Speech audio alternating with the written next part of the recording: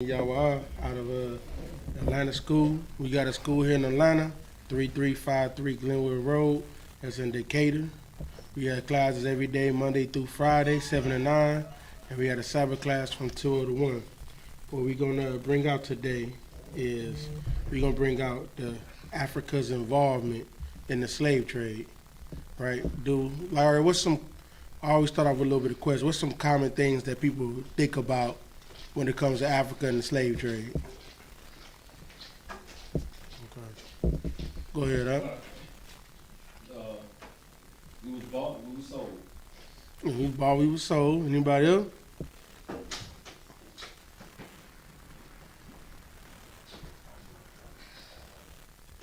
Anybody else know anything? I know you know something, sis.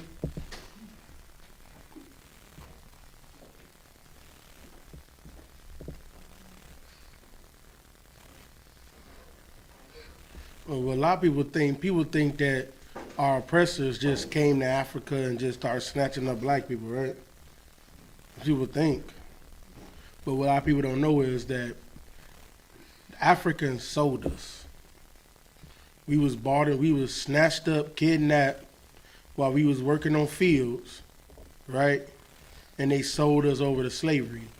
They brought us to the West Coast because we was inside of the middle Africa, because that's where a lot of that's where we migrated from when we left Israel, right? A lot of us migrated into Africa, the center of Africa, right? So then, here's something that everybody should know, but we aren't told. We think that we were African, right? We think we were all African. But everywhere they said that the people that they sold were not of the same tribes, were not of the same people. They were considered outsiders. You get me? So it's always interesting that we always looked upon like we supposed to be African, but they don't think of us as African. They never consider us as African. We don't have no type of brotherhood when they come over here. They look down upon us, right? The same way they look down, like you gotta look down upon somebody to make them a slave, right? They look down upon us. That's why it was so easy for them to sell us into slavery, right? All right, let me get this.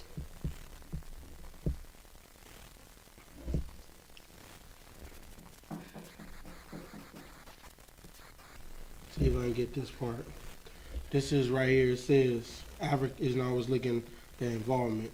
It said Africans played a direct role in the slave trade, kidnapping adults and stealing children for the purpose of selling them through intermediaries to Europeans or their agents. Those sold into slavery were usually from a different ethnic group than those who captured them, whether enemies or just neighbors. Y'all see that? We were different ethnic groups. Africans did not sell Africans. They didn't see us as the same people. It wasn't Nigerians selling Ghanaians. It was them all getting together selling Israelites. They didn't see us as the same, man. All right. Now, let me see, where was I at? Can somebody read for me Luke chapter 21 and 20? 21:20. Somebody else on the phone?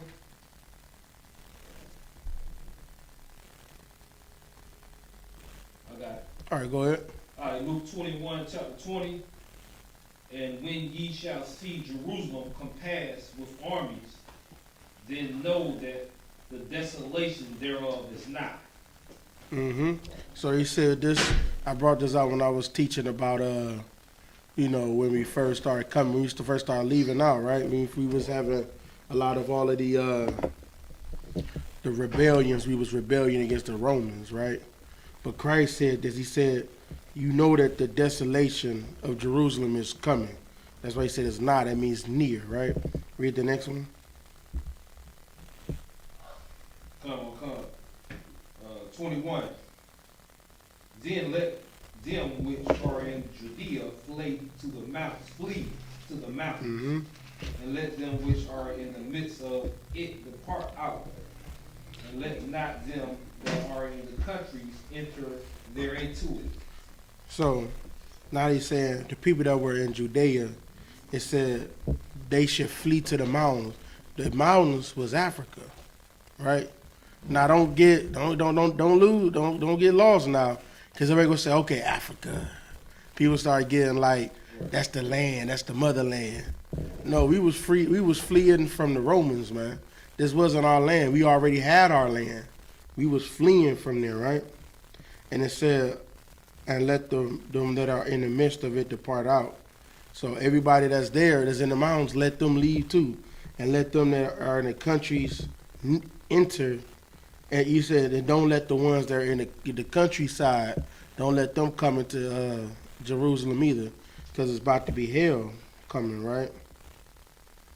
Keep going. 22. For these be the days of vengeance, Mm-hmm. that all things which are written may be fulfilled. So this is the days of vengeance. That's the vengeance that's coming upon us, man. Right? This is the days because we decided to sin against the Most High. That's the vengeance coming. All right?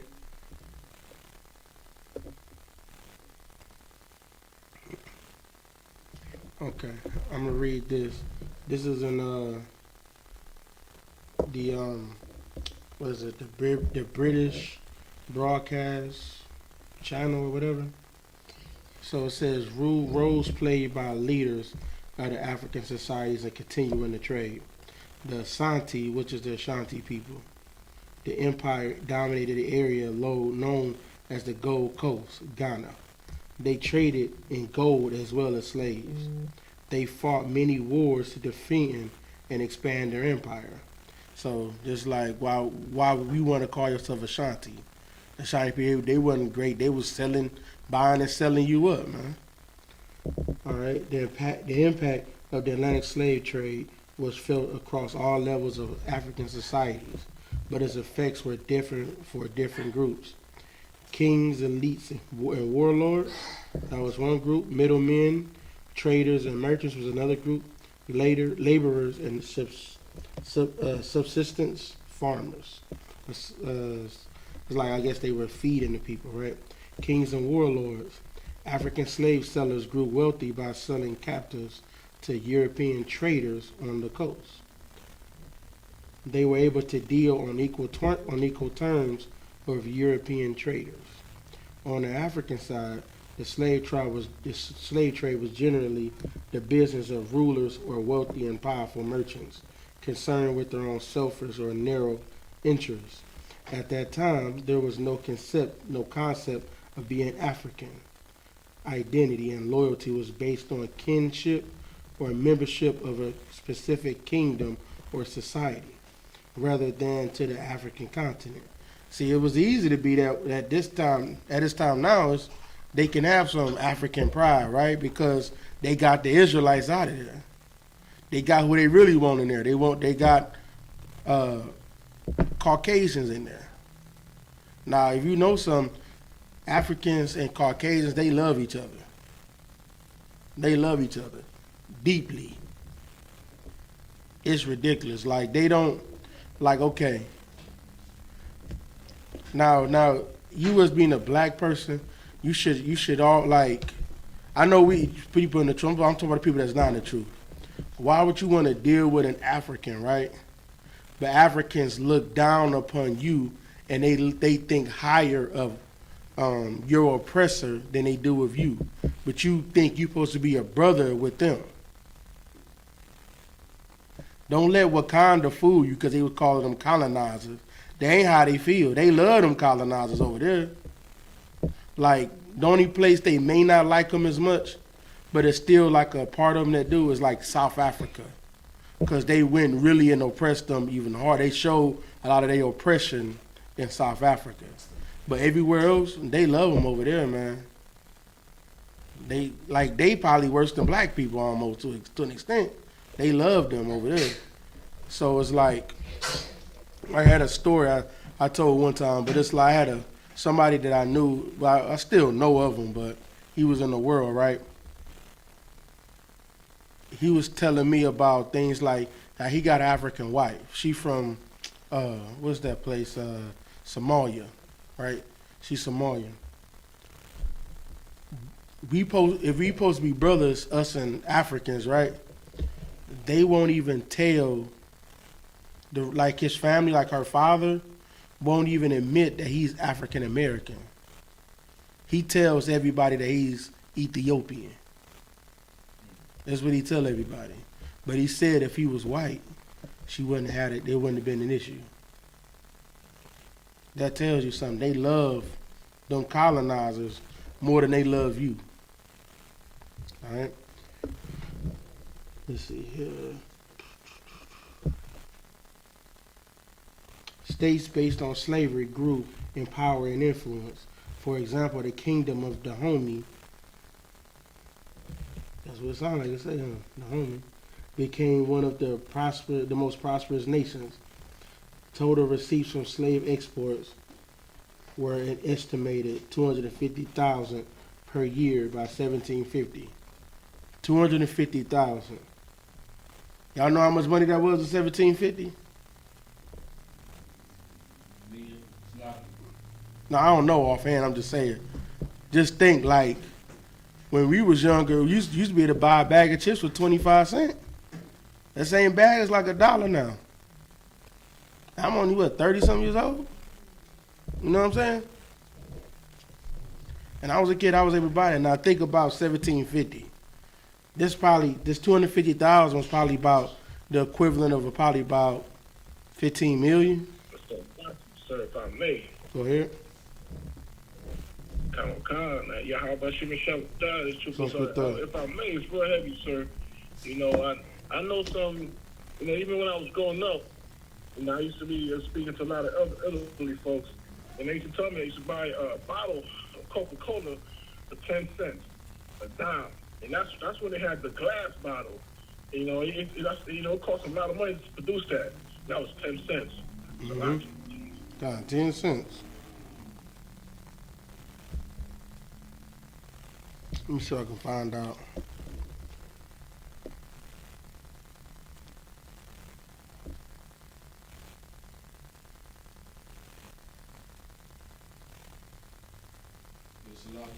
Go ahead.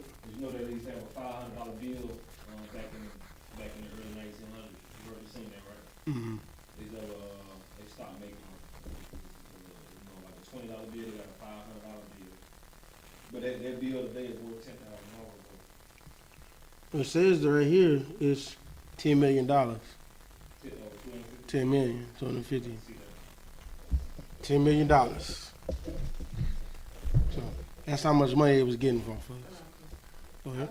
So do you feel like the Most High has already, I guess, placed a judgment on them, the reason that they go through, like the families, and you see them on TV asking you to support a child, so they already like the judgment for selling us and doing the things that they did? It's part of it, but they're gonna get worse. It's gonna get worse. That's kind of like, and a lot of that is scams anyway. That's not really going to them, really.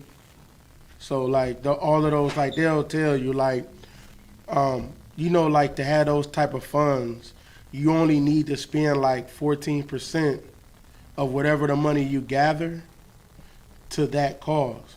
But then they'll spend the money on bus tickets, traveling, eating. So basically nothing goes actually to the causes. That's why I never donate to what they say, like you donate $1 to this. So basically you give them $1, less than a cent probably actually goes to the actual cause. The rest of it gets eaten up in whatever they do. That's why churches do it too, but if you ever notice what rich people do, they'll take $50,000 and donate to this person's charity, and he'll donate $50,000 to his charity. You know why, right? So that they can basically make money disappear. That's why when you used to go to church, he would say, we need to raise up some money to give to this church right here, and they're going to give you the same amount of money back, right? Because when you get a donation like that, you ain't got to write it up as like an income. See what I'm saying? The tax laws, the way it works when it comes to money like that, you don't. It's the way you can make.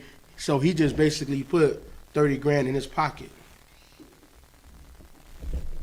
That's the like nature of like nonprofits. You know what I mean?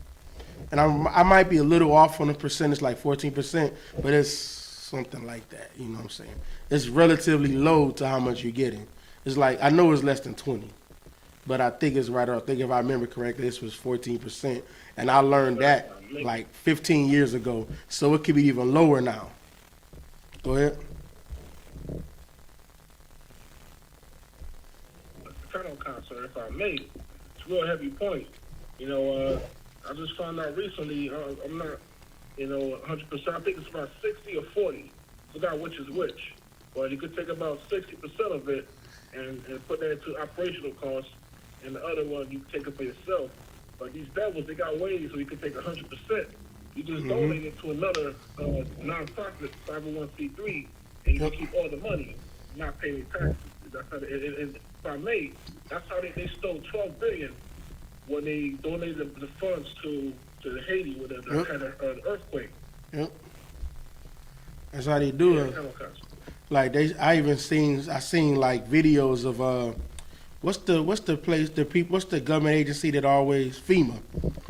I seen them, they riding in Ferraris, Lamborghinis, all of them ride nice. That's where all the money goes. It goes to them. They find ways to eat it up so that they don't have to pay taxes on it, and they give it to other people. That's all it is. Go ahead. It's like, recently with Black Lives Matter, Tamika Mallory and all them, they got the Caucasian-looking guy that runs it. They got they exposed. They got like they all just recently bought million dollar homes. Oh yeah. And, I don't doubt it. So it's the same old game. I don't doubt it. A billionaire is actually the person that owns that company. Black Lives Matter. We don't. Well, he probably ain't on the books, but you know how you can set up a business in your rib's name. Right. That's all it is. It's a billionaire that actually runs that company. So when I think of his name, I'll say it, but it's a billionaire that actually runs that company. It's not ran. They kind of like. It's like they rule it like how they rule, like Puerto Rico, or they rule another country. They say, okay, the little small matters you get to handle, but you got to stay in this box I make for you. You can't go out of this box what I want, but these little things so you can feel like you got control, but you still got to do what they want you to do. And that's kind of how they rule stuff. You know what I'm saying? They did the same thing with us in Judea. It's the same strategy. They put your leaders up that they want the rule, because they doing you have a leader like, okay, you agree with me on what I do, right? I'm going to make you the leader of whoever this particular group of people is. Me and you, we in agreement. We got an agreement. I'll let you have your little power. You get to do, these little matters I don't really care about.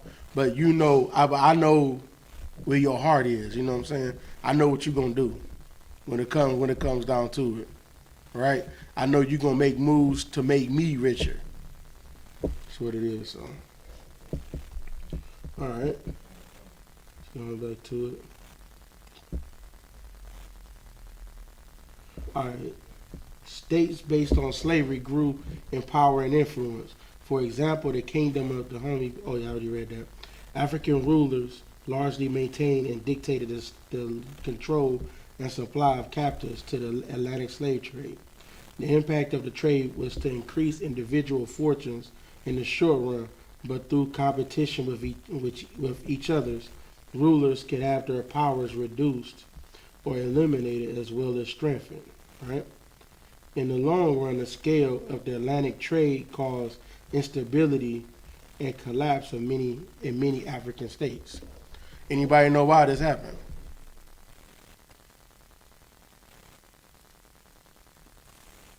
Maybe don't look at me crazy. Y'all should know. Come on now. Why did it happen? Go ahead. Yeah, but I should how are y'all checking in? It happened because we're not the same people. So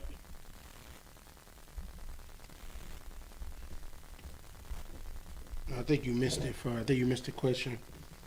It says, okay, the question I'm asking is, in the long run, because the scale of the Atlantic slave trade, it caused instability and collapse in many African states. Why did it cause the collapse? The slave trade. Go ahead. Just like today, the people that are doing the major consuming and all that are us Israelites. You know what I'm saying? So when you take the people that's making the product and buying the product away from your society, you're taking a loss. Get a brother hand. That's it right there. They sold the Israelites. That's why they had instability. Because anybody knows whoever owns the Israelites is going to rule the world. That's everywhere, right? Think of Egypt, the Persians and the Medes, the Romans, the Grecians. Not name anymore. Whoever owns the Israelites owns the world. Pretty much owns the world because we are the world. Y'all get me? So whoever owns us and got us in their country, and they ruling over us, they gonna rule over the earth. So he's right, because we the consumers. We also are the ones that make everything. They don't make things. What inventions has Africans? What African invention do you know of? Go ahead. What you bringing out is so heavy.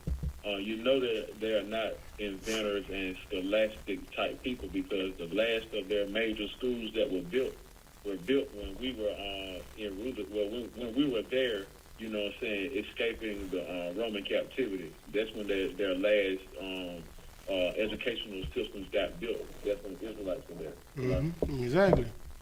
They're not smart like we are. They're not. They just, like we naturally smart, like we force ourselves to be dumb. But how many, do you know of anybody that's in prison that is better than the Wall Street journalists? The Wall Street people that be on Wall Street, we got black people that studied when they had time in prison that's better than them. Somebody says, Salaki? Kind, sir, if I may, the Africans, the Hamites, they invented fly catchers. And that doesn't work. I knew somebody was going to say something like that. I knew it was coming. But yeah, they don't invent nothing. They don't make anything. So when they got rid of us, their country started collapsing. Y'all get that? And then another part too, they made it so much of their economy of getting slaves that also once they stopped getting slaves, it crashed their economy as well. So it was like it was a twofold thing. So it was that, and then they didn't have any more producers. They didn't have anybody else making the stuff to make their countries wealthy. Because then we was all sold to America, and now America was getting wealthy. Their pockets was getting hit big, deep, right? Went over to Puerto Rico. They said they had jewels washing up on the sand. They went and got all it. You can't find a pretty rock over there now. It's like nothing. They got rid of all of the jewels that was washing up on sea in Puerto Rico. So, you know what I'm saying? They wanted to get all of that from us, man. All right. Let's see here.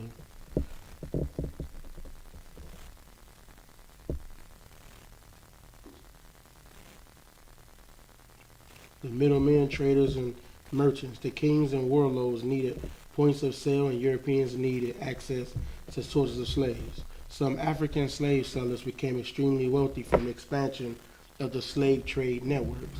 A group of merchant princes developed in response to the European reliance on African intermediaries. These were often the sons of Afro-European parents and commanded large bands of armed men. The slave trade was incredibly labor intensive. Thousands found employment as porters, interpreters, guards, soldiers, and peddlers. So people think of this was just like a, like a snatch mission. They just come snatch you up. No, this was a whole. This was trade. This was like how we think of now, how we got all of the ships that go out and they come back with goods. They go out with goods and come back in. This was us. We were just in the ships at that point. It was on that scale. See what I'm saying? And they became wealthy, just like a lot of people that's wealthy is exporters, right? Exporters and importing. People that's in that business got deep pockets. And that's what they were doing. Right? The laborers and substance, I don't know, something about this word just throwing me off. Subsistence farmers. The proportion of African villagers actively involved in the slave trade was small. But in villages where slave raids took place, the impact was so large as to be difficult to quantify or overstate. The attention to the effects can be split between those that were taken and those left behind. The most significant impact on the Atlantic slave trade was on the individuals enslaved. So the people that were left behind, they felt the way against the people that was taken. So like I said, how was the purple homosexuals? They said that all the people over in the west coast of Africa is Israelites, right?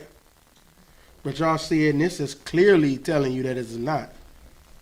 And this is from BBC. This is Britain stuff. Britain is a lot of times more accurate than the United States. A lot of people don't know that. Britain, the BBC network, they got it a lot more accurate, right? Implications on Atlantic slave trade for Africa. Reallocation of the resources of African economies towards raiding.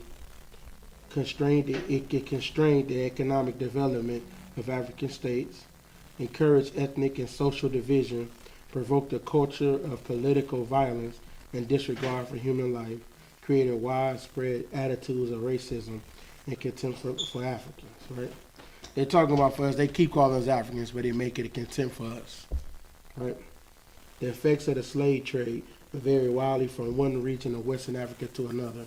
Some Western African societies may have been wholly uninvolved in trade with the Europeans. Some may only mainly traded commodities other than slaves, and others who did engage in the sale of slaves for the Atlantic trade did so only marginally or briefly.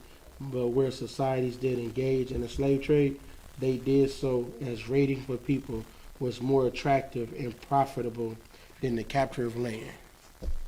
The ones that took part of it, it was profit. It was better than getting land.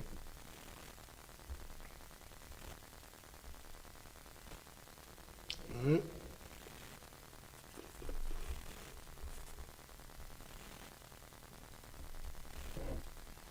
Any questions at all on that?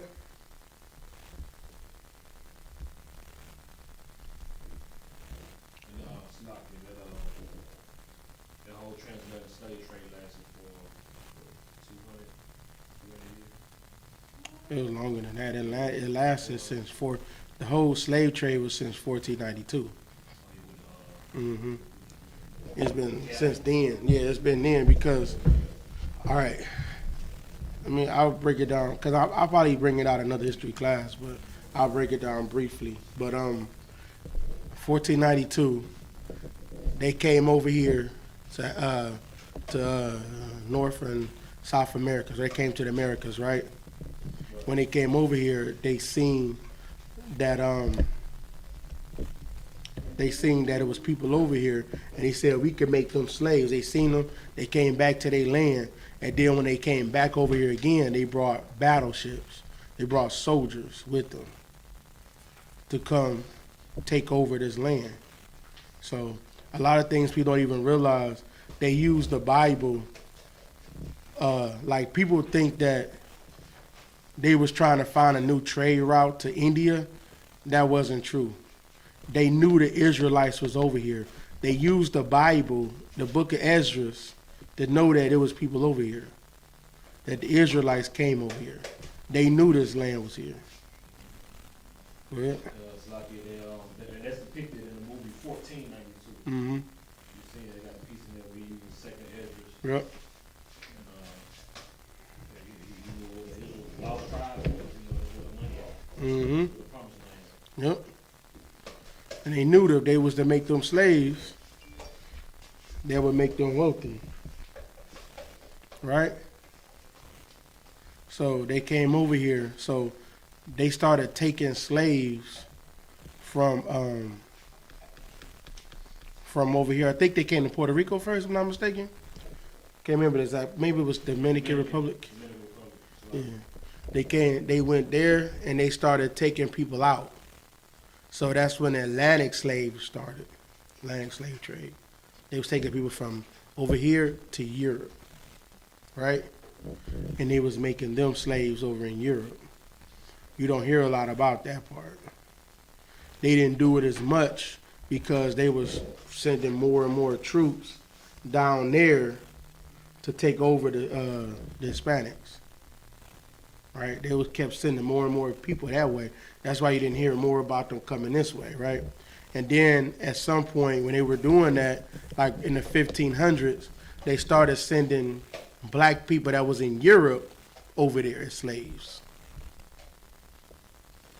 So the part about Africa, that didn't even happen to the 1600s.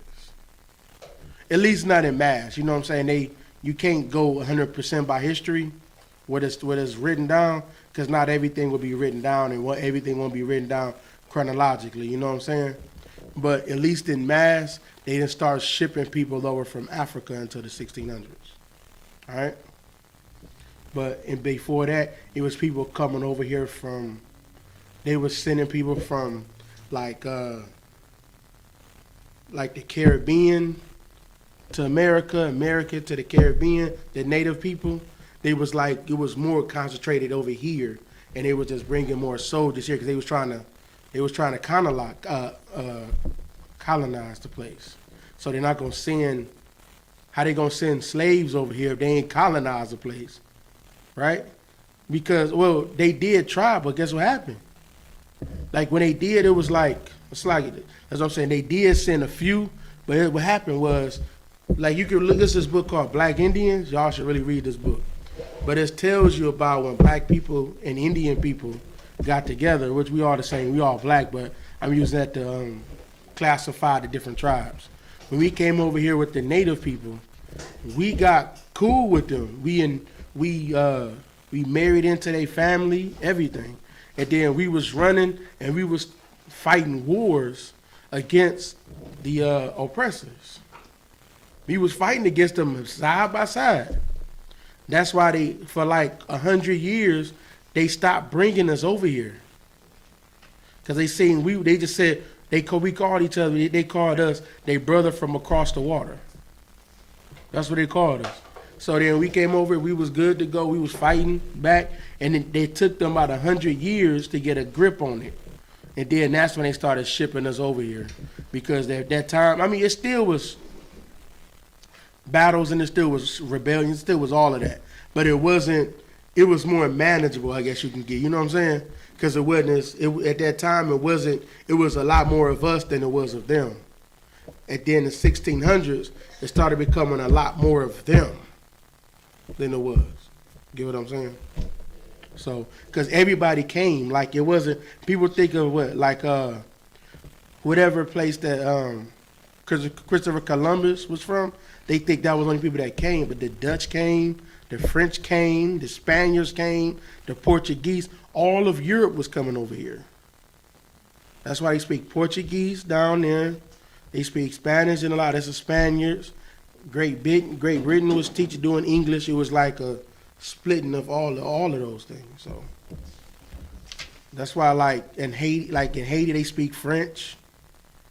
Canada, they speak French too, a lot over there. That's why, because those are the places that they went to, right? Now, Great Britain won a lot, and the Spaniards won more. That's why it's more Spanish, it's more English. So, but French, they came over and took over a part. A lot of the French, they sold a lot of their land back to like Great Britain and America and all of that. They sold a lot of their land. The Portuguese concentrated more so on the South America. So there's a little bit of that history. But, So you said that the Native Americans versus they at one point were helping us. yes, We were fighting together. Okay. yes. And then after that, where were they at? Like when they got under control? Were they more so on the West Coast when they got everything under when the oppressors got everything under control? I mean, they didn't leave, but like, okay, it's they like you know how when they attack on all fronts. So like, I'm trying to think like it's so much like I'll be skipping over hundreds of years, but basically like we still were fighting, but it's still we were fighting alongside each other, but it was being squelched little by little here, here, here, here. They would go and get a whole city, turn them into slaves. They don't even know they're Native Americans no more. A lot of black people don't even know they're Native American until they really do some research. They don't even know they're Native American because the Native Americans on this closer on this side would look like us. The Native Americans on the West Coast were a little lighter tone. For the most part, not all, but for the most part, they were lighter tone, right? Just like sometimes you could say like in the North it might be more light skinned people, and the South might be more dark skinned. It's kind of like that, but it's still light people mixed in, dark people still going to be like that. But it's like they were more lighter over there. It's just the way the tribes moved, right? And if you stay mating with only your tribe, your tribe is going to stay one type of complexion for the most part, and that's it's called genetic bottlenecking. That's what you call it. Like if you stay with one tribe, you all start looking alike because you really are closer than you are apart. You start being like, even though this person, you might have not been in part of that family a long time, you know, but y'all are really almost like cousins, right? Because it's you all in the same tribe. You share a lot of the same genes. So that's what that is. And if they stay in the same tribe, they're going to look more alike than over here. But now we mix around so much, you don't see it as much. That's all the difference is. But over here, they were typically more dark-skinned. And on the West Coast, they were typically a little lighter. That was the only difference. But we got over there with them Mexicans. We was fighting. We went down. They just squelched it little by little. So, like, it was a big wars we used to fight in Mexico. Mexico and Texas, we fought a lot of wars against our oppressor. We ended up losing, of course, but we fought a lot of wars. And then they end up using the Native Americans. They used the traders pretty much. They were like, influence them with money. Start telling them like, hey, we'll give you money, we'll give you land. The ones that, after they, you oppress somebody so long, they like a little relief. You know what I'm saying? You start offering money, they take the money, and they start hunting us. So now when they start hunting us, the slave owners start telling the slaves, well, nah, they hunting y'all. Y'all don't want to be on their side either, so they cause division. So that's why we don't like each other even to the day. That's why we don't like each other even to the day, because our oppressor caused that division between us. Because he seen how powerful we were. Like, I ain't gonna get too far, but what's the Black Wall Street? Y'all think it was just black people. No, it was black people and Indians. The Seminole Indians and African Americans, quote unquote, was over there in Black Wall Street. They seen how close we got together, what we can do, so they always wanted us separated. So that's where that comes from. All right. Other questions? That answer your question? All right, let me know. All right. That's an article right here. It's about somebody. He said her Nigerian great-grandfather sold slaves. Ain't that who they love, them Nigerians? Love them Nigerians, right?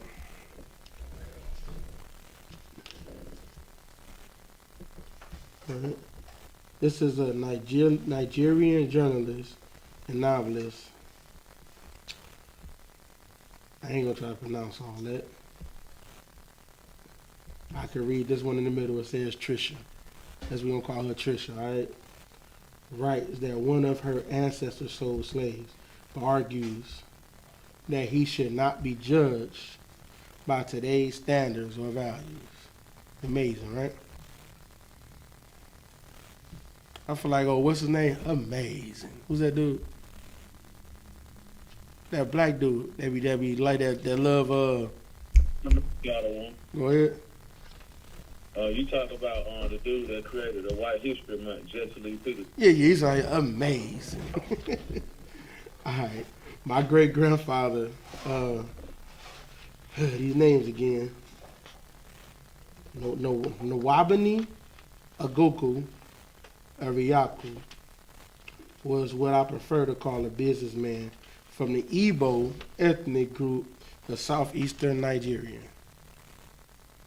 The Igbo is not your people. Y'all see that, right? From the Igbo ethnic group of southeastern Nigeria, he dealt in a number of goods, including tobacco and palm produce. He also sold human beings, a side hustle. He had agents who captured slaves from different places and brought them to him, my father told me. Agogo, his slaves were sold through the ports of Calabar and Bani in the south of what today was known as Nigeria. People from ethnic groups along the coast, such as the I.S.U.P.K and I.S.U.P.K, usually acted as stevedores for the white merchants and middlemen for Igbo traders like my great-grandfather. Right? They loaded and offloaded ships and supplied the foreigners with food and other provisions. Good night. They gave them food too. They gave them you and food.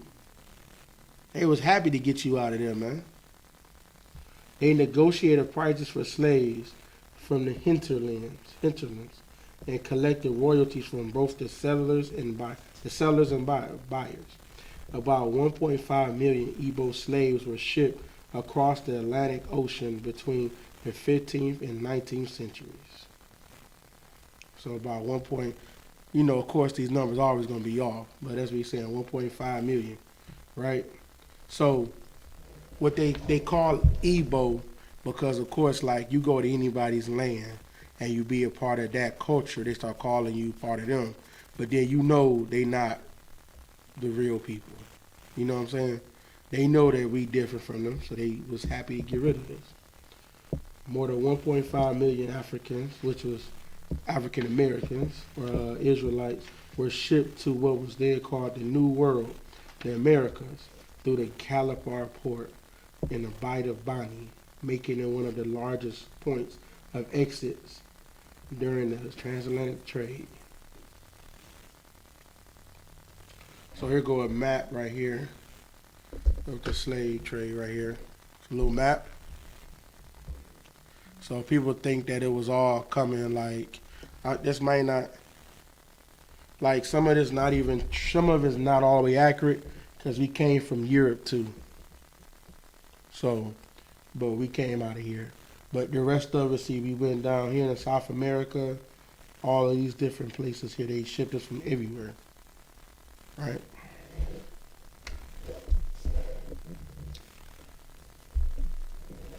So now they trying to that's why it's like,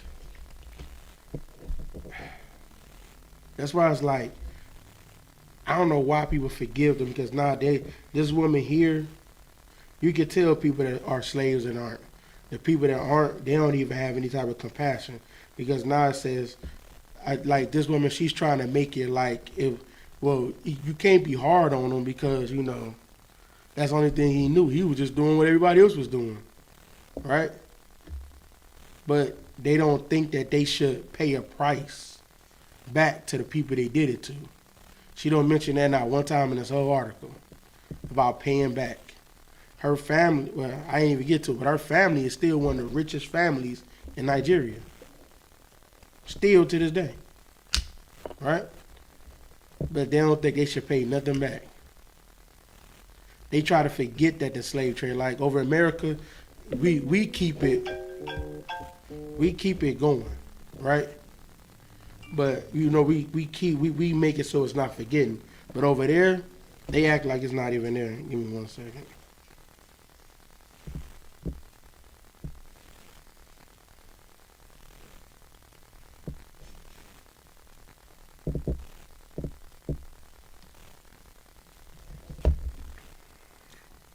All right, so like it for that. All right. Now I said a go-go lived in a time where the fittest survived and the bravest excelled. The concept of all men are created created equal, was completely alien to traditional religion and law in his society. That was complete. That was complete because you know they don't look at us as being equal as them, right? But you know, let's be honest, we ain't equal to them. We above them. But because of what we, you know, our sins, we now get treated below them, right? And it says it would be unfair to judge him about what happened. Let's see here. It says assessing the people of Africa's past by today's standards would compel us to cast the majority of our heroes as villains, denying us the right to fully celebrate anyone who was not influenced by Western ideology. So now they blaming the Western ideology. They shouldn't put us as slaves. So they say that's a Western ideology. But you see the whole hypocrisy of this is that they still want to honor they people that did great things. They don't want to take down none of the stuff that they did, but let us do something to them. They gonna hate us, right? All right. Igbo slave traders like my great grandfather did not suffer any crisis of social acceptance or legality. They did not need any religious or scientific justification for their actions. They were just simply living a life into which they were raised. All right. So lock you out of one. Go ahead. Yeah, about some else. I brought the That's to good, sure man. check it in. What's going on, huh? Not much out of one. I want to kind of piggyback off what you're saying. The topic you're on right now is so heavy. It's like, you know, they either don't want to take credit for the wickedness and stuff that they done. I mean, they'll go as far as trying to ruin somebody's career for this, you know, something simple as getting caught with marijuana or something like that, or break them down. But you got of athletes and you know, actors or whatnot, you know, people achievement. But at the same time, on the back end, you got serial killers and mass murders and stuff that you don't gave holidays to, and you know, parks and streets and bridges and interstates and stuff too, and you got statues of them, and you don't try to tear their reputation down. You don't try to tear their career down. Those are your heroes. So like it. Exactly. They make them their heroes that murdered and killed people and buried people. Like I'm about to read slaves buried alive. They make them heroes, but they hate us. And see, the whole thing is they will still make you a slave right now. If they can financially do it, they will still make you a slave. They still come over here and do it. Look next door. Right? Look down the street. They come into your communities and make you a slave. You just don't, it's just not the same type of slavery you did back then, but the same as slavery. They make you a slave to them. But then we taught to love them. Like, why? Why do we taught to love them so much? It's like Africans and oppressors, we just taught to just love them so much. And they the ones that contributed the most to our slavery. And we taught to still love them. But meanwhile, hate your brothers. You know what I'm saying? It's the most popular story she's heard about our great grandfather. Was how he successfully confronted officials of the British colonial government after they seized some of his slaves. So they look at him as being powerful because they seized some of his slaves, and he went back to go say something about them taking the slaves, which was us, right? The slaves were being transported by middlemen along with a consignment of tobacco and palm produce from Agogo's hometown of these names were somewhere to the coast. My great grandfather apparently did not consider it fair that his slaves had been seized. Buying and selling of human beings among the Igbo had been going on long before the Europeans arrived. Y'all hear that? This been going on long before they got there. So they was doing this like there was another slave trade. It was called the Silk Road slave trade. Y'all heard that before? It was called the Silk Road slave trade, where they was taking people from Africa over to the Middle East, right? So that was a Silk Road slave trade. So they was buying and selling slaves for a long time. And they started that thing in the 600s, man. It was like long time. They been doing that for hundreds of years. The Silk Road, then the Atlantic slave trade just like dwarfed that one, right? That's where it became like, it's like anything. Like you start selling like, we start selling something here, all of a sudden it runs its course. Then we start selling it over here. Now I start picking up. Now we back hot again. That's all it was. So it's just like any type of, distribution of anything, right? Let's see here. People became slaves for a punishment for crimes, payment for debts, or prisoners of war, right? The successful sale of adults was considered an exploit for which a man was hailed by praise singers, akin to exploits in wrestling, war, or in hunting animals like the lion. Igbo slaves served as domestic servants and laborers. They were sometimes also sacrificed in religious ceremonies and buried alive with their masters to attend them in the next world. Slavery was so ingrained in the culture that a number of popular Igbo proverbs make reference to it. I'm going to read them to you. Anyone who has no slave is his own slave. A slave who looks on while a fellow slave is tied up and thrown into the grave with his master should realize that the same thing could be done to him someday. It is when the son is being given advice that the slave learns.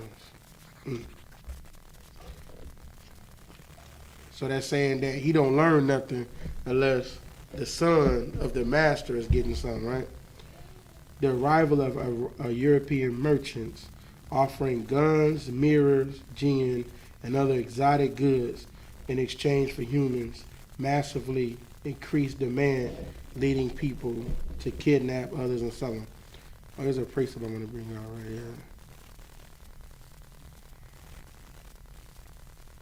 See if I can find it. Can somebody give me Joel 3:3? Joel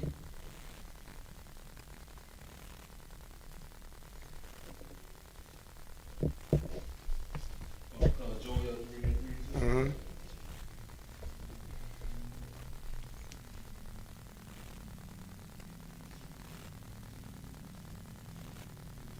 No, you can go to the first verse. What's going on? Oh, no, I'm letting him read it in here. Can y'all hear him? Can y'all hear him when he reads? All right, you can go ahead and read it. All right. Joel 3 verse 1. Uh-huh. For behold, in those days, and in that time, when I shall bring again the captivity of Judah and Jerusalem. Oh, it's going to be a time we're going to be brought into that captivity, right? This is beginning of we're going to be brought back in that captivity, right? Keep going. Verse 2. I will also gather all nations and will bring them down into the valley of Jehoshaphat and will plead with them there for my people and for my heritage Israel. So he's going to plead to, he going to let them know that this is his people. Please, you think he gonna be begging? No, he ain't begging nothing, right? So this is people in this heritage Israel. Keep going. For whom they have scattered among the nations. They scattered us about, man. They scattered us in all nations, man.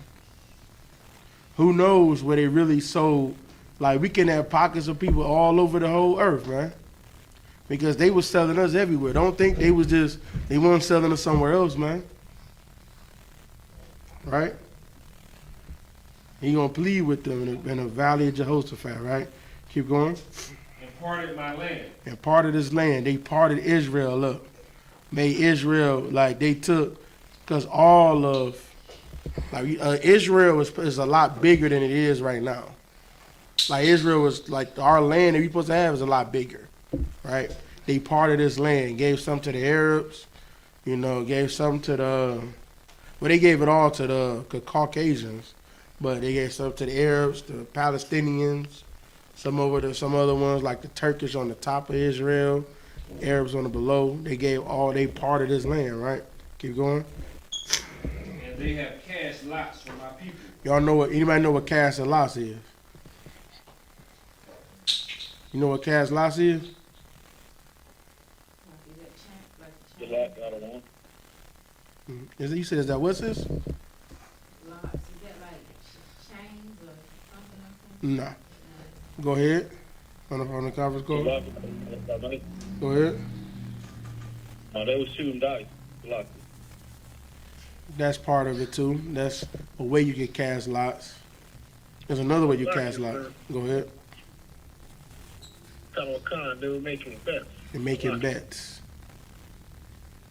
So they said, you know how they do. I can't do all that fast talking. They do all that fast at the auction booths. 25 over there, 30, gotta get 30, oh, 30 over there, 35, they doing that. That's casting lots for his people. All right, keep going. And have given a boy for an harlot. Giving a boy for a harlot. Gave a boy for a hoe. Keep going. Oh no, it's like they turned him into a harlot. Like they made him, like a harlot is like a prostitute. They made him like a prostitute. Like they made us breed so they could sell our children. Like they'll find the strongest, most fittest man, and they would make him breed with all of the different women so they could sell the children. Right? Keep going. And sold a girl for wine. And sold a girl for wine. What we just read here? The arrival of European merchants offering guns, mirrors, gin, and other exotic goods in exchange for humans massively increased demand, leading people to kidnap others and sell them. Sold us for gin, man. Right?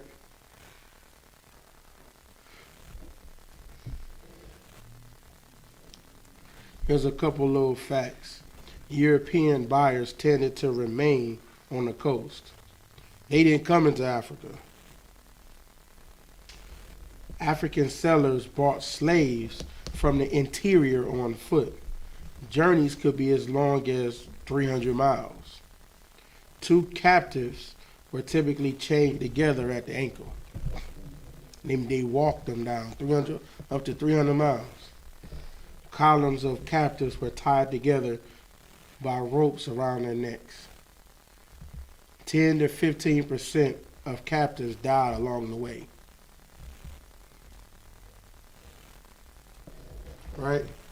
10 to 15%. That's before another 10 to 15% died on, because this was the whole thing. They snatched us up. They walked us to the forts. They treated us like hell at the forts.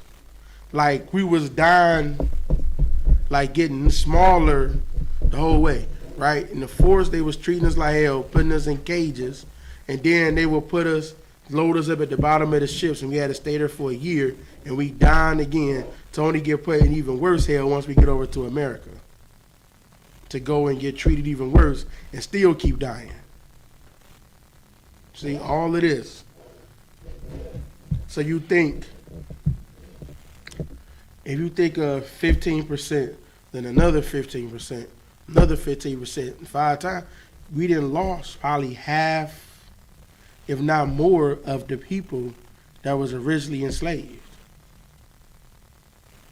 So when they say that number of, I think they said the number of 10 million people that they brought over to America, that's how you could say it was probably more so like 50. See what I'm saying? That was brought over here, right? Now I'm not talking about the Native Americans. They treated like hell too. I'm not even talking about them. That was what they did. They went through a whole. It was similar, but they went through a different path, I guess you would put it, right? So they went through their own hell. So this is resisting abolition. The trading African people continued into 1888, when Brazil became the last country in the Western Hemisphere to abolish it. So Brazil, they was the last ones. That was the Portuguese, right? I think the Portuguese, they love you because they want to kiss on you all the time. They was running that slavery there, right? It's like when the British extended their rule to southeastern Nigeria in the late 19th century and early 20th century, they began to enforce abolition through military action, right? So the late 19th is the 1800s, in the 1800s, and the 20th century is the late 1900s. I'm sorry, in the early 20s, so that's like 1920. So they had slavery in Great Britain, Slovakia, and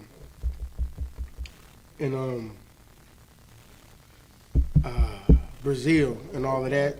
They had slavery there in the 1900s. It was still slavery there. Now, I know that, didn't you? They still had slavery there in the 1900s. So, but by using force rather than persuasion, many local people, such as my great-grandfather, may not have understood that abolition was about the dignity of humankind and not a mere change in economic policy that affected demand and supply. So now they're trying to say there was a change in humankind, that they want to have more dignity. Now y'all know the people that have power, they don't have morals. They're amoral. Y'all know what that means is they don't have no morals. Only thing they care about is dollars, right? There was a point that I was reading. I don't know if it's in this article, but I was studying for the class that even Martin Luther King was even trying to say that how are they going to be the leader of the world while they still got slaves? That's the reason why they stopped having you as slaves, because they can't look upon as being the leader of the earth or the world, and they still treating people as slaves without something to justify it. That's why they came up with the 13th Amendment. Anybody know what the 13th Amendment says? Go ahead, huh? Abolish slavery besides incarceration. Exactly. Slavery is abolished. There's no man, you can never be made into a slave unless you commit a crime. So now you commit a crime, now that makes them be able to make you as a slave. So you gotta think about how crafty they are, man. Now that makes them like, okay, I'm not looked upon as bad, even though I have the highest incarceration rate in the world. It's more people incarcerated, I think, in California than it is like the whole earth. Like I don't even think I'm exaggerating. I'm thinking I'm dead serious. I forget the numbers, but we have so much people in prison that it's ridiculous compared to the rest of the other nations, everywhere else. We got that many people in prison because they didn't want to get rid of slaves. So here's what they did. They just we can't make you a slave just because we want you to. Now let's just make some new laws, right? Let's make a law you can't get a job. We ain't even got to make a law. Let's just take away those jobs away from you, right? Let's take away the law. Let's take away the jobs. Let's get some crack, and start letting people get the crack. So then now we're gonna make crack illegal while we supplying it to you, right? Can somebody give me the book of Daniel, chapter 8?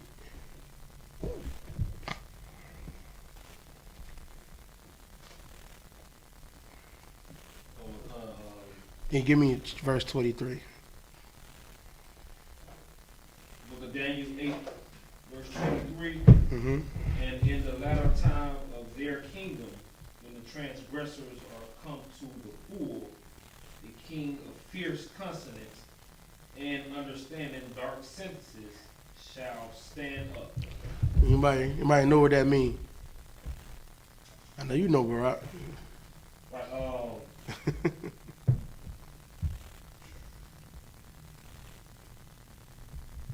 it's kind of similar to the other scriptures. Fierce consonants. Mm-hmm. I'm not always sure of the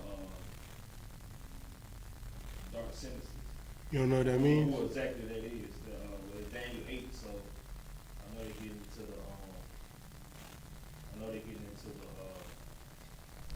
to the time we in right now. Well, technically, it's just talking about the time of the Grecians. Technically, if you look up in 21, it says Grecia. You see that verse 21?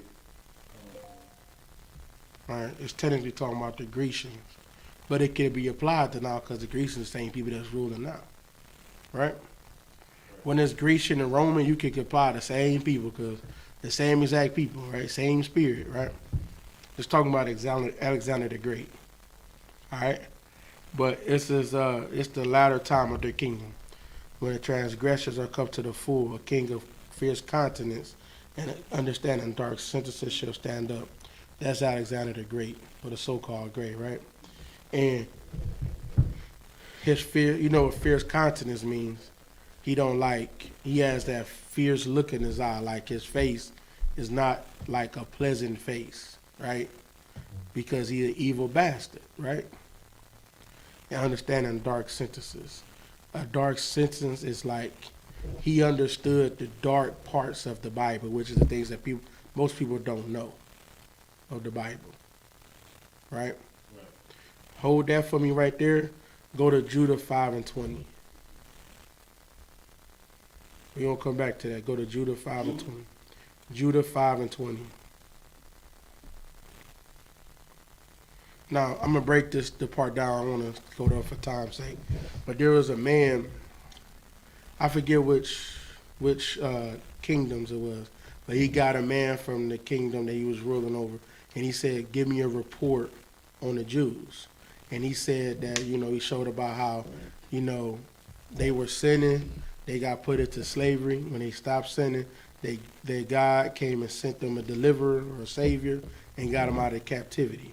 So he just giving a report. He talked about Moses, talked about like David, he talked about our whole history. He gave a whole report on our history, right? And that's what he says at the end of that part, right? Keep going.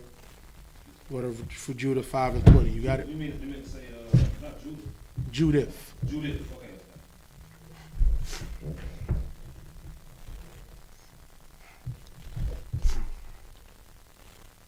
Like, I mean, when I first heard this scripture, bro, this the scripture that messed me up.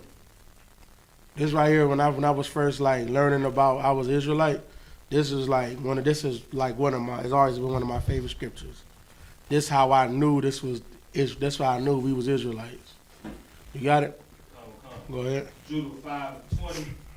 Now therefore, my Lord and Governor, if there be any error against this people, and they sin against their God, let us consider that this shall be their ruin. So he said to his person he reports to, right? His Lord and Governor. If there's any error, if they sinning, this will be their ruin. Right? We could come and take over. Keep going. let us go up, and we shall overcome them. Let us go up. We're going to overcome them. We're going to rule over these people. If we could find sin among them, we could go up and rule over these people. Read the next one. Verse 21.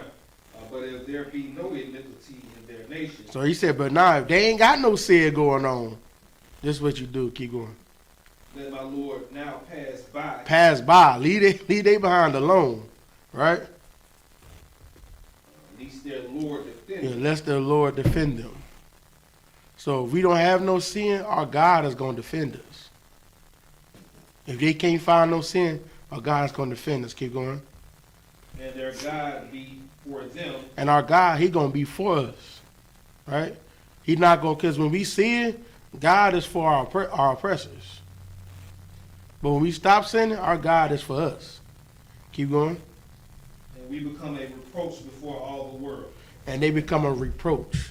That means like a laughing stock. That means like this small nation of people, if you, it's like, think about this right now. Because, I always like to take it, to something that you can think about it in today, right? Let's think of right now how little we thought of as black people.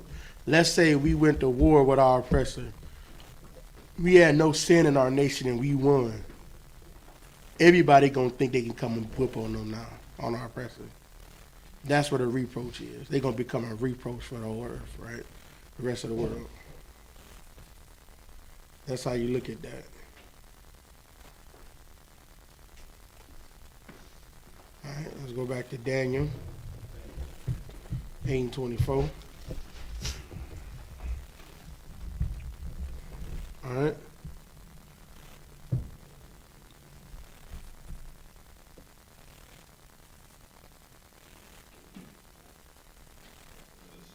Daniel 8:24. Yep. And his power shall be mighty, but not by his own power. Mm-hmm. And he shall destroy wonderfully, and shall prosper, and practice, and shall destroy the mighty and the holy people. They're gonna be prosperous, right? They call him the greatest military general that ever existed, right? They call him one of the greatest military generals, right? And he's gonna destroy the mighty and the holy people. He's gonna destroy the Israelites. Keep going. And through his policy. His policy. Also, What is policy? law. Exactly. His laws. That's how he separated us from the Native Americans. His policy, his laws. Right? Keep going. And through his policy also, he shall cause craft to prosper in his hand. Craft. So he makes crafty laws. That's how he keeps us in prison. He makes crafty laws. Remember y'all remember that time they was trying to make it illegal to SAG? Come. Y'all remember that? Who is that gonna affect? Judah. Exactly. Israel, the whole Israel. Men.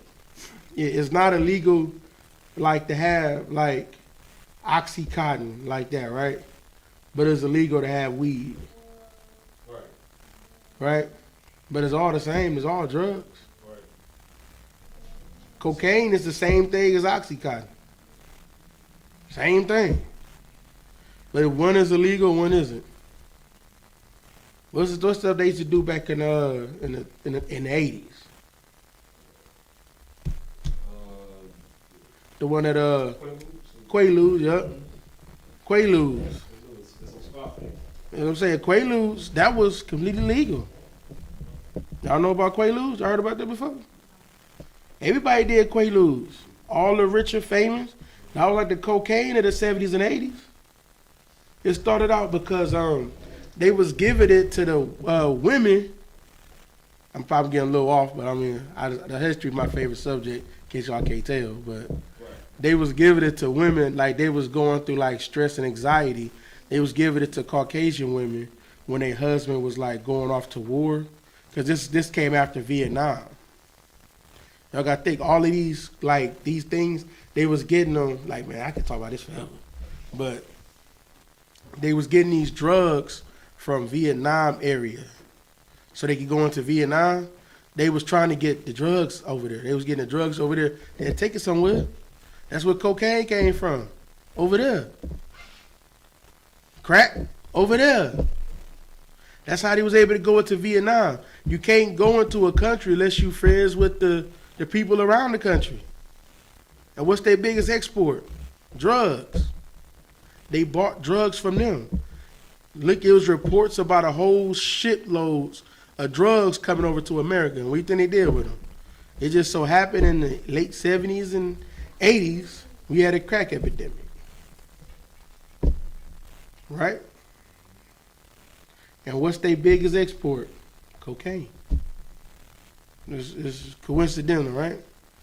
What a coincidence, right? Right. So, It's a lot. go ahead. Like they say, the DEA selling all the game.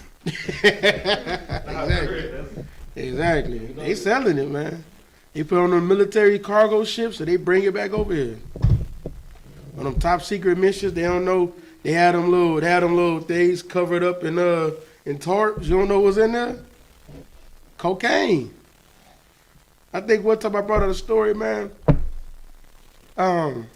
Chase Bank, one of their cruise ships they own, they found 40 tons of cocaine in there. 40 tons of cocaine. That's 80,000 pounds, in case y'all didn't know. Of cocaine. That's a lot of coke. And you think that they didn't know? You think Chase Bank didn't know? Come on. Do you know how much that is? Like, you don't think about how much is that? 40 tons of cocaine? Like, I used to drive trucks, man. 40 tons goes in a whole truck. That's one truck. One truckload of cocaine. 40, that's 20 tons. That's 40,000 pounds. They had 2 truckloads in there. The people was probably getting high. Wasn't even, the rest of it, they probably at the top of the ship getting high. That's how much cocaine this was, man. So that's what they do. They make laws to make you become a slave. They do that to make themselves prosper. They just make a law. They ain't gotta make you a slave. They just make a law. Right? Right. All right, keep going.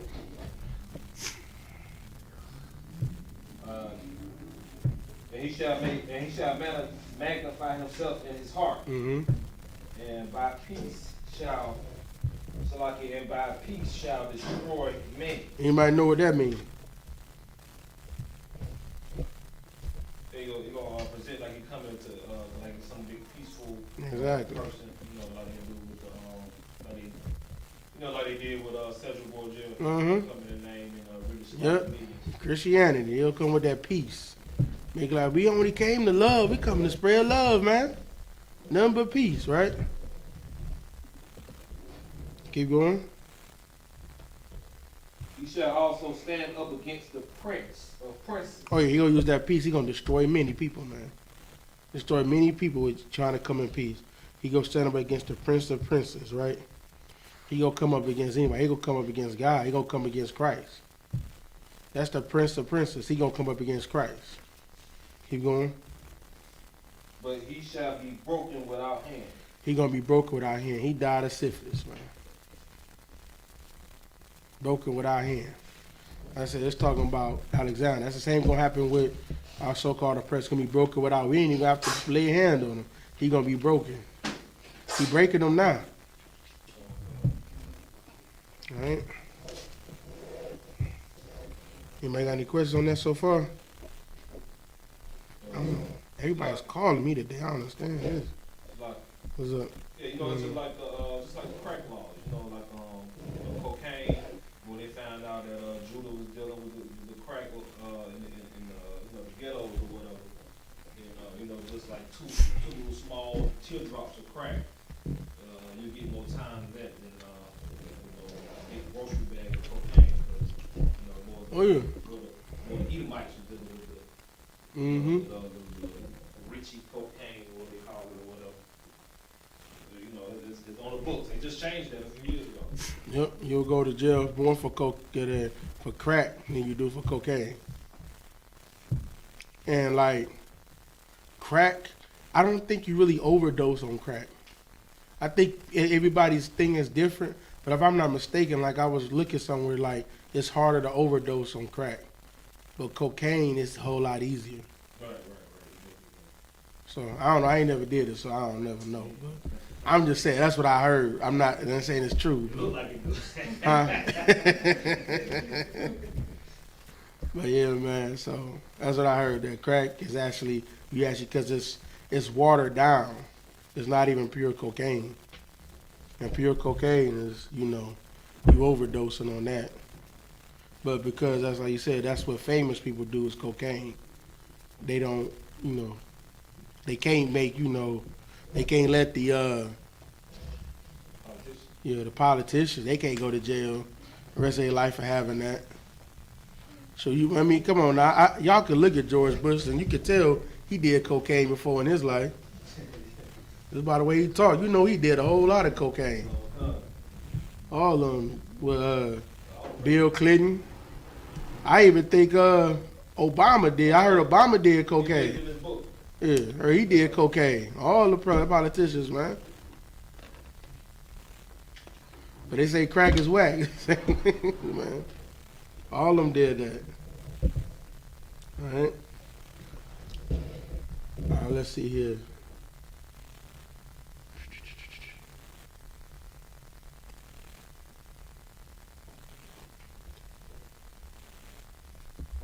See what I want to talk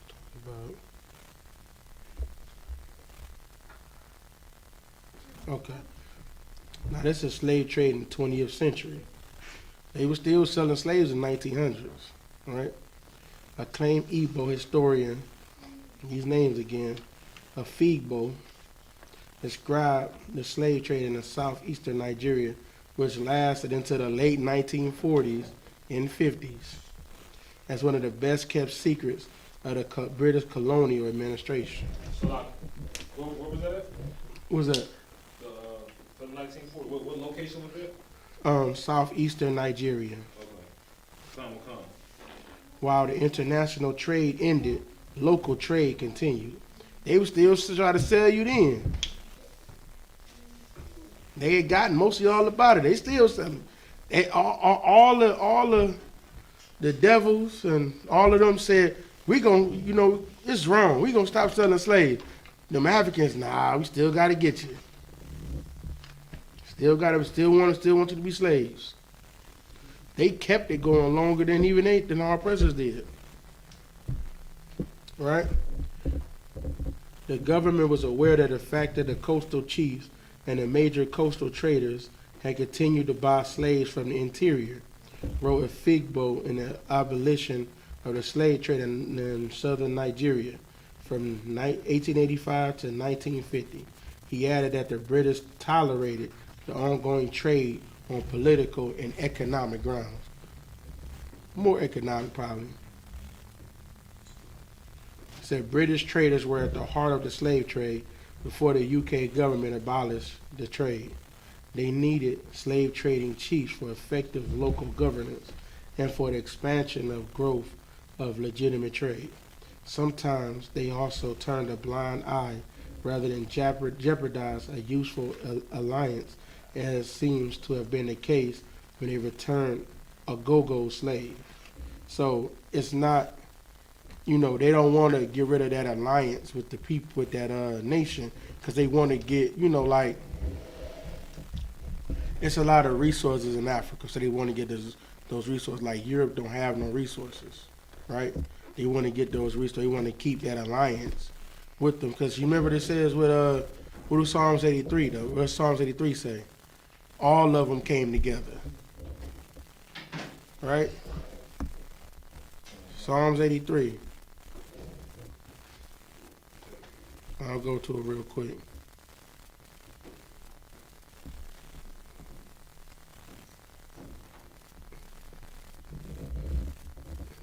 It says, "For lo, thine enemies make a tumult.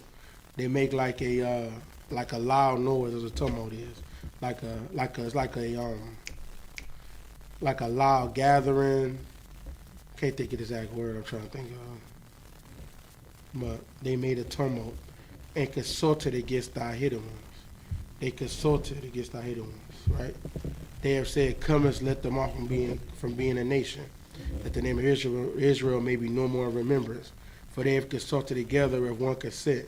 They are confederate against it. That means they are against you. They're confederate. They against us. Like you had the Union and the Confederate. They was against the Union, right? They confederate against us, right? And they named all of these nations: Edom, Ishmael, Moab, Africans, Ammon, Amalek, all of them, right?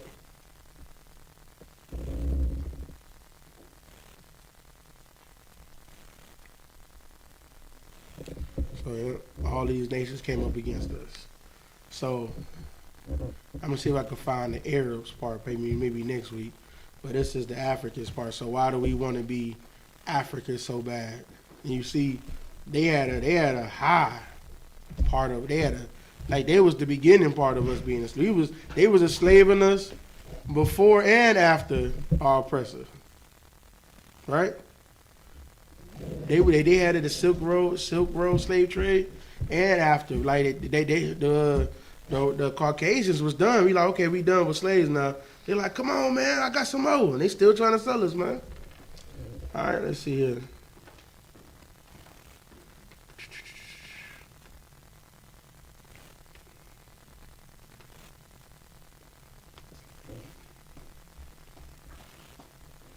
No questions at all? Anybody got any questions that you want to say?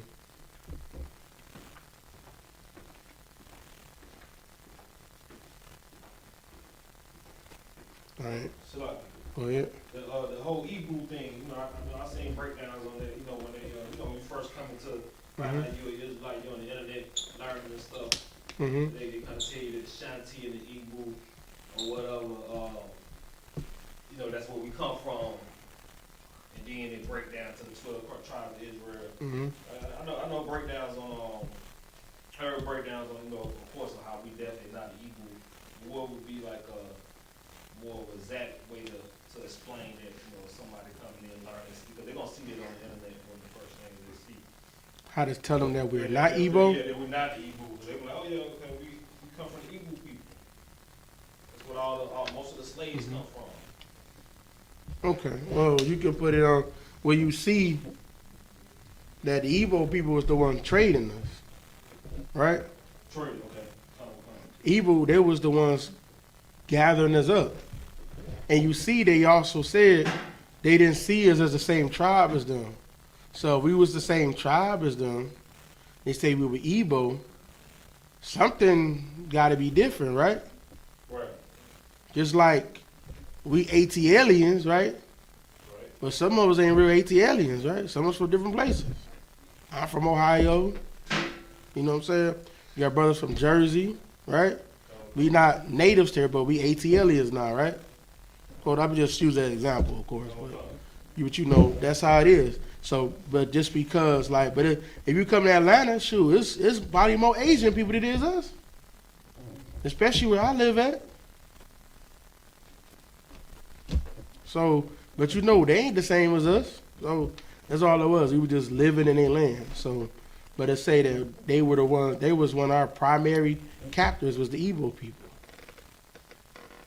And you see, they also said they was a sell of their own tribes people. So what does that mean? They had people that lived among them that did cultural things similar to them, but they didn't see them as the same tribe. What do blacks and Hispanics always do? They go somewhere, they be like everybody else. That's why they called us the Hellenistic Jews, the Hellenes, or the Greek. A lot of times it says Greek in the Old Testament or Gentile when it was referring to Israelites. That's the real word there is Hellenes, which means we was in Greek, learning like the Grecians, but we were not the Grecians. They kept us separate, but we was in amongst them, right? We were still slaves with them. She okay. She just had a long day. Yeah, look, they all had a long day. He's slobbing on the chair over there. Oh, yeah. All right. Now, the house where I grew, this is this person talking. The house where they grew up and where parents still live sits on a piece of land that has been in their family for over a century. It was once the site of Agogo's guest house where he hosted visiting British officials. They sent him envelopes containing snippets of their hair. That's nasty. To let them know whenever they were due to arrive. Agogo died sometime in the early 20th century. He left behind dozens of wives and children. No photographs exist of him, but he was said to have been remarkably light-skinned. In December 2017, a church over there in Nigeria was celebrating its centenary and invited my family to receive a posthumous award on his behalf. So after all that, he sold black people, they get a award.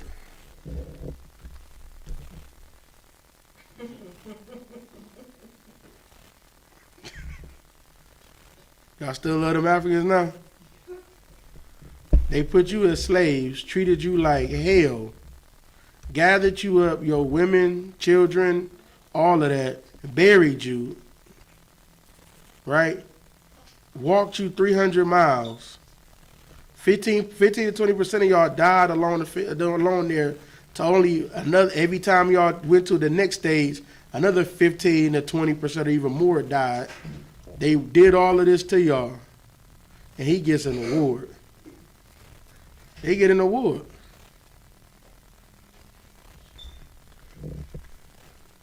And they so proud of it, they put it on there to show you. They that proud, they put it on there to show you.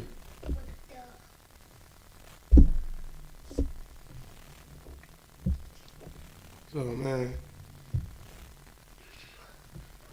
And he said, this person's great grandfather was renowned for their business prowess, outstanding boldness, strong leadership, vast influence, immense contributions to society, and of course, the advancement of Christianity.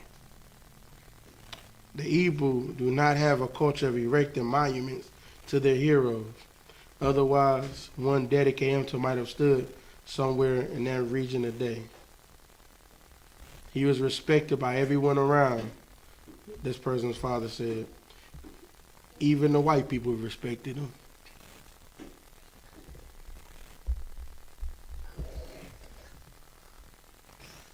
All right, any questions at all? Trying to see anything else I want to bring out on here. I had like 5 articles, man.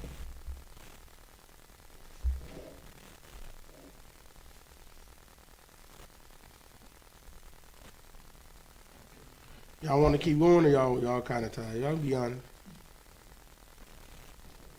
Let me see. Let me see if I can shorten this one up.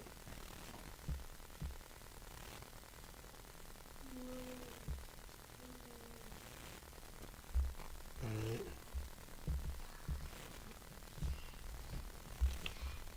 right.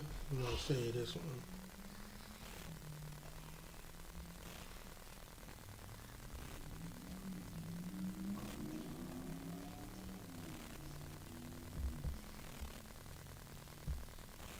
All right, well, I think we pretty much covered a lot of this in here anyway. All right, no questions at all? Nobody got anything to say?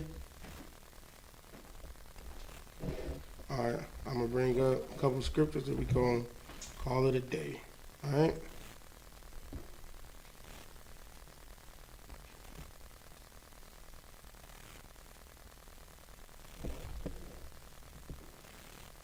Can you give me 2 Peter 2 and 3?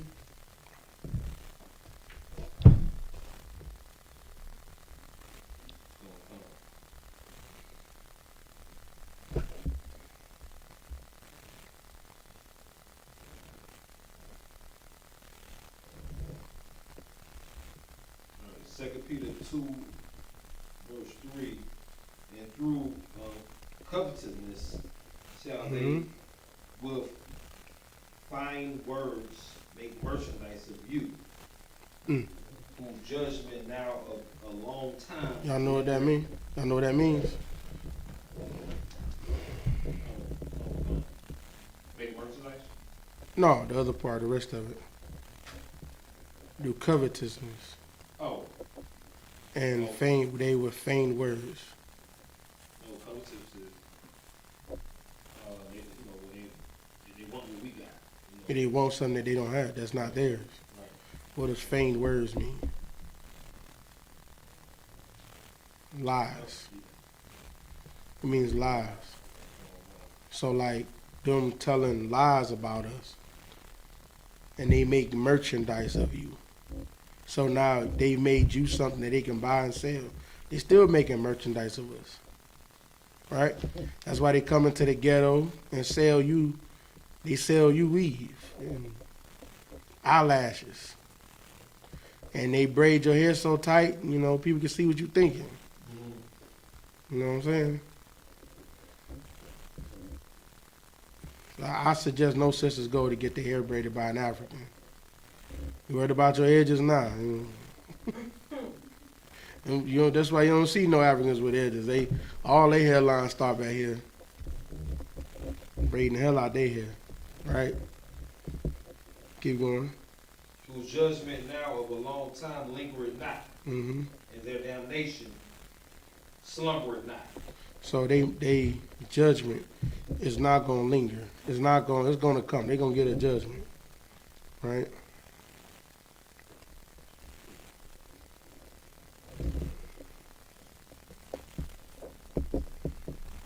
I can bring out scripts on this all day, but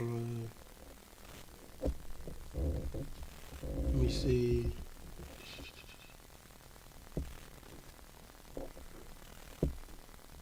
Let's read Zechariah from 11 to 5. We don't call it tonight.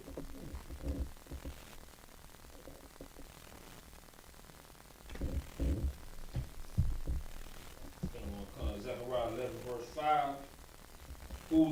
Whose possessor slayed them. What that lady say? Whose possessors. Yeah, the possessor slayed them, right?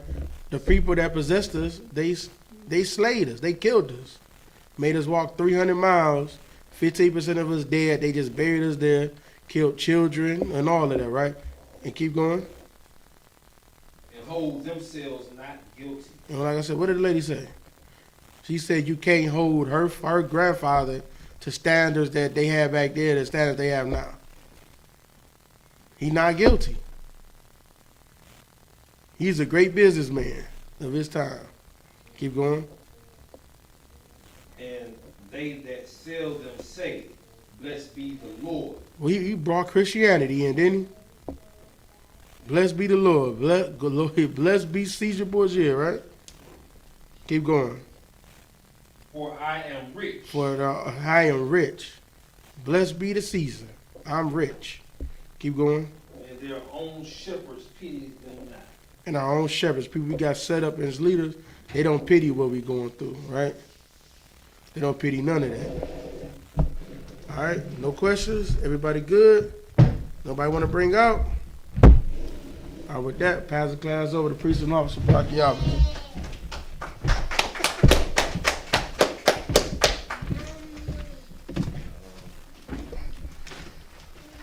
Should I get one announcement? That's it, man. The back.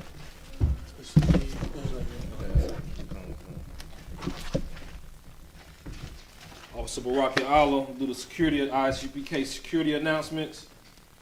We are the I.S.U.P.K. started out at 1 West 125th Street, Harlem, New York. Rule for a new brother and sister. When a new brother or sister comes into the school, they are off limits for 6 months. They'll be saluted only. They are here to share themselves with the world. If they need transportation, the teacher will arrange it. After 6 months, if a brother or sister has an interest in a particular person, he or she must get permission from the head to speak to a brother or sister. There in another 6 months in which the brother and sister will court each other. After this 6 months period, Your brother and sister will get permission from the head to marry. Tithes, which is the commandments, come out of Numbers 18:21, Malachi 3:8-10, means tenth in the Hebrew, ma'ashra. 10% of every penny of any increase that the Lord gives you. Give to the treasury department or teacher. There also the priest fund is a free will offering for priests. It's not mandatory. Whatever amount you would like. Upcoming holy convocations is the feast of dedication is Hanukkah. Starting Sunday, November 28th. It is 8 days of the feast of dedication. If anyone wants to be a trooper in the school, to start wearing all black boots. This include boots, shirts, pants, headbands, /scarf. And come down to camp, which is 5 points. Martyr Station. We're in front of. Everybody, Sar, stand in Hebrew. We're going to salute the Majah Slaki. We're going to salute the teacher. First with the men of Israel. Majah Shabbat. Majah Barak. Yahweh Hashem Yahushua Barakatham. Yahweh Hashem Yahushua Barakatham. All right, and to the ladies. Majah. I'm on top. All right, I'm going to salute. Yahweh Shema Alatah by Hashem Yahushua.